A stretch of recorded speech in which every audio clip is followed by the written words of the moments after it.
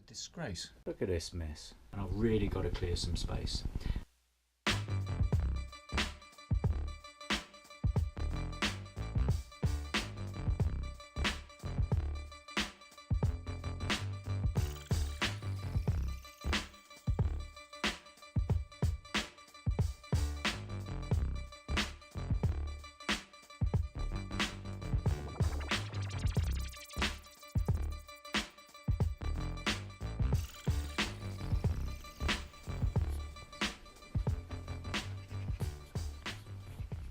The process has begun.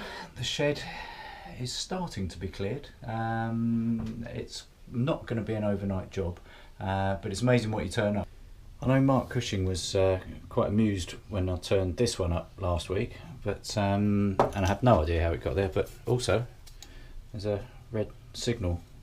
It's a funny thing about sheds, they're really important to the people that got them, and it's when you start taking a look at what's in there that you start to realise why. There's, without getting too sentimental, there's a lot of stuff in here that means a lot. It's this whole idea of continuity about a shed, because you bring stuff in here and it stays there, and when you go through it, it provides memories. For example, this cupboard here, which has been very useful for keeping lots of stuff in. I remember when we first got that. That's when Finn was first born.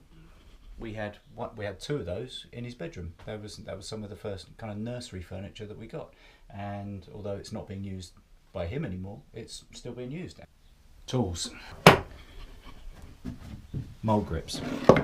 If you can see that, proper mole grips with mole written on them. And if you can see that, self-grip wrench. What you can't see is Newport, Monmouthshire, Great Britain inscribed on there. There's a proper set of mole grips. I have no idea how old they are. I know that they were my dad's before me, but that's just one example. Tin snips. Again, my dad's. There's a lot of dad's stuff in here. Again, made in England, Gilbo, proper set of tin snips. I actually remember cutting up tin cans with these when I was a kid. And this might not look much, but this is my inheritance. Remember these tins? Franklin's mild tobacco tins, fine blended Virginia tobacco. We had loads of these in my dad's garage or shed or workshop or whatever we had, whichever house we were in. Stored all kinds of bits and pieces. And look, it's just full of rusty old rivets, but it's an heirloom. That's staying with me. That's not going anywhere. Then there's these. I think these are absolutely brilliant. These, for those who don't know, are old Brill cream jars.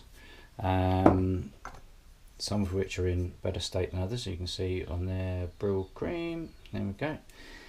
Again, this is, I remember these from childhood. These are what my dad kept his bits and pieces in. I keep my bits and pieces in similar fashion, but in slightly different shaped things. Yeah, but look at this. I mean, half the stuff I don't know what it is. In this one, there's a whole bunch of cogs and wheels. It looks like it's taken apart a clock, big clock or something. But yeah, again, that's not going anywhere. That is staying here. There we go. Slightly later generation one. Brill cream, the perfect hairdressing. Can't argue with that really. So, old screws, and make my my generational contribution. And yeah, there's a few that I found doing here, so they're now added, and that is continuity. And then you have all the souvenirs that you accumulate, old race numbers and bits and pieces. Lots and lots of bits and pieces. But I am finally getting a bit of organisation in here, and it's starting to look, I can see the floor now, floor space. Hang on, Ned, what's this? Creosote.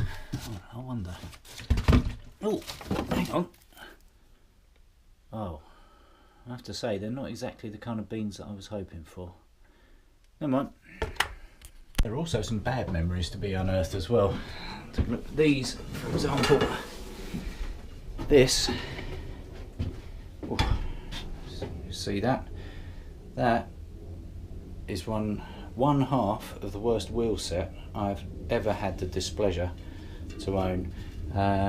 Came came as standard on the Cannondale CAD-X cross bike, and they were awful. Heavy as anything, and then spokes just started going, so absolutely horrible. There we go. Space to turbo. About time.